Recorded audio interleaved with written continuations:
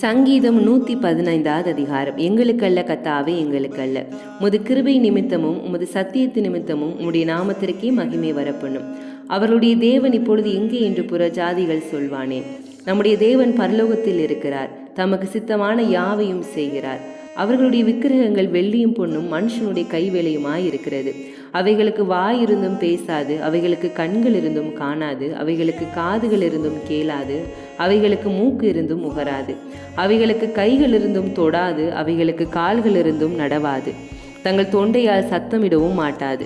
அவைகளை பண்ணுகிறவர்களும் அவைகளை நம்புகிறவர்கள் யாவரும் அவைகள் போலவே இருக்கிறார்கள்.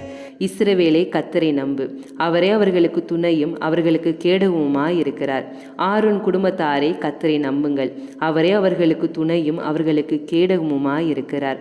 கர்த்தருக்கு பயப்படுகிறவர்களே, கர்த்தரை நம்புங்கள், அவரே அவர்களுக்கு துணையும் அவர்களுக்கு கேடகமுமாய் இருக்கிறார். கர்த்தர் நம்மை நினைத்திருக்கிறார், அவர் ஆசீர்வதிப்பார். இஸ்ரவேல் குடும்பத்தாரை ஆசீர்வதிப்பார், அவர் ஆரோன் குடும்பத்தாரை ஆசீர்வதிப்பார். கர்த்தருக்கு பயப்படுகிற பெரியோரையும் சிறியோரையும் ஆசீர்வதிப்பார். கர்த்தர் உங்களையும் உங்கள் பிள்ளைகளையும் வர்த்திக்க பண்ணுவார். வானத்தையும் பூமியும் படைத்த கர்த்தராலே நீங்கள் ஆசீர்வதிக்கப்பட்டவர்கள். வானங்கள் கர்த்தருடையவைகள், பூமியோ மனுபுத்திரருக்கு கொடுத்தார். மரித்தவர்களும் மௌனத்தில் இறங்குகிற யாவரும் கர்த்தரை துதியார்கள். நாமோ இது முதல் என்றென்றைக்கும் கர்த்தரை ஸ்தோத்தரிப்போம். அல்லேலூயா.